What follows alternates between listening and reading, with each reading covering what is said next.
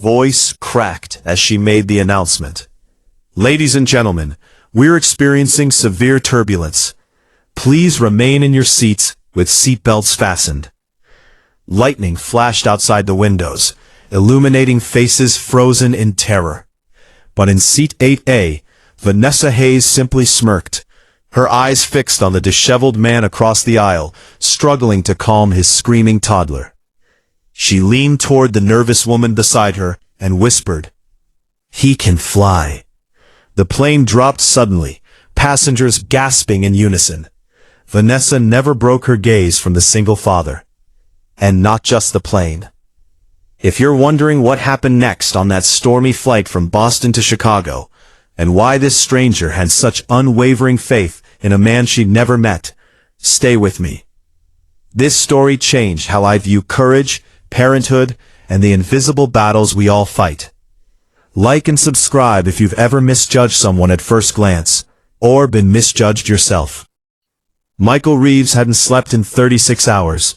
His 4-year-old daughter Emma's fever had finally broken that morning, just in time for their flight to Chicago, where his mother was waiting for emergency heart surgery. The hospital had called yesterday. The procedure couldn't wait. As a widower of 2 years, Michael had no choice but to bring Emma along. He'd been running on autopilot, fueled by hospital coffee and anxiety. When they boarded the plane, Emma was still weak from her illness, clutching her stuffed rabbit with glassy eyes. Michael had prayed for an uneventful flight. That prayer went unanswered when the turbulence hit, transforming his usually sweet daughter into a panicked, screaming child. Fellow passengers shot him looks ranging from sympathy to undisguised annoyance. "It's okay, Em, just a little bumpy," he whispered, trying to keep his voice steady, while his own heart hammered against his ribs. The plane lurched again. Emma's scream pierced the cabin. Vanessa Hayes had boarded the flight with her own burdens. At 42, she was returning from a medical conference where she'd presented her research on pediatric trauma. 20 years as an emergency room doctor had taught her to read people quickly. The moment she saw Michael and Emma, she recognized the signs. The dark circles under his eyes, the child's flushed cheeks, the desperate way he clutched both his daughter and a medical document folder. When the turbulence hit, Vanessa wasn't watching the storm. She was watching Michael. Despite his exhaustion, his movements were precise as he secured his daughter's seatbelt. His whispers were calm, despite the tremor in his hands. She recognized the look in his eyes, the same one she'd seen in parents who would walk through fire for their children. "He can fly," she had said to her seatmate, a young business analyst named Tara, who was white-knuckling the armrests. "That man over there, he's stronger than this storm." The turbulence worsened. The captain's voice came over the intercom, tense but professional, instructing the flight attendants to take their seats. Emma's cries grew more frantic. Michael tried everything: stories, songs, gentle reassurances, but nothing worked. Passengers around them shifted uncomfortably, some putting in earbuds, others openly glaring. Then, Emma vomited. The smell filled their section of the cabin immediately. Michael's face crumpled as he fumbled with the thin airplane napkins, wholly inadequate for the mess. Emma's sobs turned to hiccups of shame and discomfort. That's when Vanessa unbuckled her seatbelt. "Ma'am, you need to stay seated," the flight attendant called out. "I'm a doctor," Vanessa replied, her voice carrying an authority that brooked no argument. She made her way across the aisle, bracing herself against the seats as the plane continued to buck and drop. Michael looked up, his face a mask of embarrassment and gratitude, as Vanessa knelt beside them. From her carry-on, she produced medical wipes, a small bottle of pediatric anti-nausea medication, and a fresh t-shirt that was clearly meant for her conference presentation. "I'm Dr. Hayes," she said simply. "Let me help." Together they cleaned Emma and the seat. Vanessa checked the child's temperature and pulse, her movements efficient but gentle. She spoke directly to Emma, explaining what the medicine would do, and asking about her rabbit's name. Within minutes, Emma's sobs had quieted to occasional sniffles. "You're doing great, Dad," Vanessa said quietly to Michael. "Both of you are." The storm outside still raged, but something had shifted in their small section of the plane. Nearby passengers who had been irritated now offered tissues, water bottles, even a spare blanket someone had brought from home. Tara, Vanessa's seatmate, passed over her untouched ginger ale, mentioning it might help settle the child's stomach.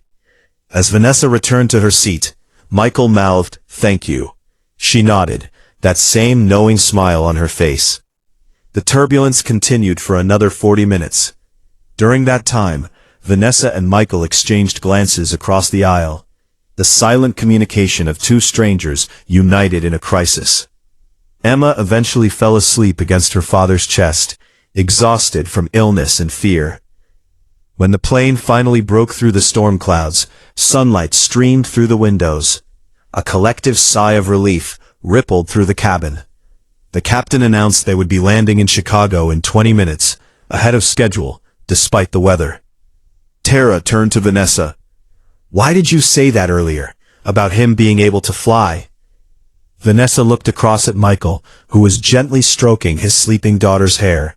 His own eyes finally closed in a moment of rest. "Because some people don't need wings," she said. "They just need a reason to keep going. That man has been carrying his world on his shoulders, and he hasn't put it down once." After landing, as passengers gathered their belongings, Vanessa handed Michael a business card. "I work at Chicago Memorial. Your mother's in good hands there." Michael stared at her, stunned. "How did you—" "The admission papers were sticking out of your folder, and Emma mentioned Grandma's special heart doctor when we were talking about her rabbit." Michael's eyes filled with tears. "I don't know how to thank you." "You already have," Vanessa replied, "by showing everyone on this plane what real strength looks like." As they walked through the terminal, Vanessa found herself following Michael and Emma at a distance. She watched as they were greeted by a hospital transport service she had quietly arranged with a text message during the flight. Before they disappeared into the crowd, Emma turned and waved her rabbit at Vanessa. Michael looked back too, standing a little straighter than he had on the plane. 6 months later, Vanessa was working a busy shift in the emergency room when a familiar face appeared. Michael stood at the nurse's station, holding a now healthy Emma by the hand. In his other hand was a small gift bag. "We've been trying to find you," he said, "to thank you properly." Emma presented Vanessa with a drawing of an airplane with wings made of hands. Written across the top in a child's handwriting were the words, "Thank you for helping us fly." Michael explained that his mother had recovered from her surgery and was now watching Emma 3 days a week, while he returned to teaching high school physics, a career he had put on hold after his wife's death. "You didn't just help us during the flight," Michael said. "You reminded me that I don't have to do everything alone, that accepting help doesn't make me less of a father." Vanessa invited them to the hospital cafeteria, where Emma proudly showed off her knowledge of the solar system, a subject her father had been teaching her. As they talked, Vanessa realized something had healed in her too. After decades of treating patients and sending them back into the world, never knowing their outcomes, she had finally witnessed the full circle of care. 3 years later, Vanessa sat in the front row of a community center, watching Michael give a speech about single parenthood and resilience to a support group he had founded. Emma, now 7, sat beside Vanessa, leaning against her shoulder as she drew pictures of airplanes and hearts. "Sometimes the universe puts exactly the right person in your path at exactly the right moment," Michael was saying to the group. "Sometimes that person sees strength in you that you've forgotten is there." His eyes found Vanessa's in the audience, and they shared a smile that contained their whole story.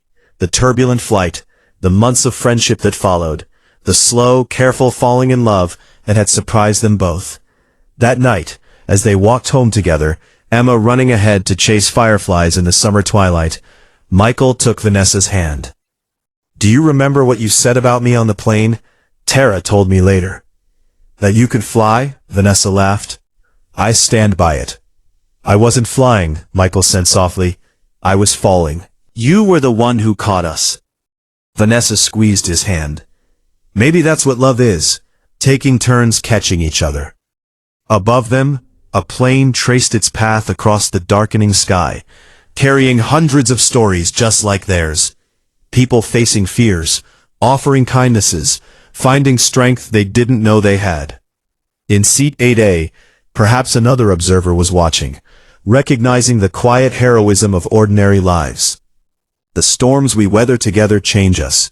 They show us who we really are and what we're capable of. Sometimes they even show us who we're meant to become.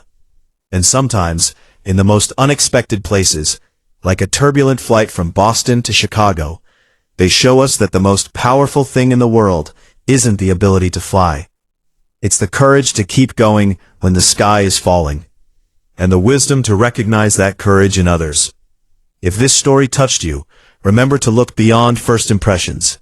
The exhausted parent, the confident stranger, the crying child. Everyone is fighting battles you know nothing about. Everyone is trying, in their own way, to fly. Like and subscribe for more stories that remind us of our shared humanity and the unexpected connections that change our lives. Because in the end, we're all just passengers on this journey together. And sometimes, the most important thing we can do is look across the aisle and say with absolute certainty, they can fly.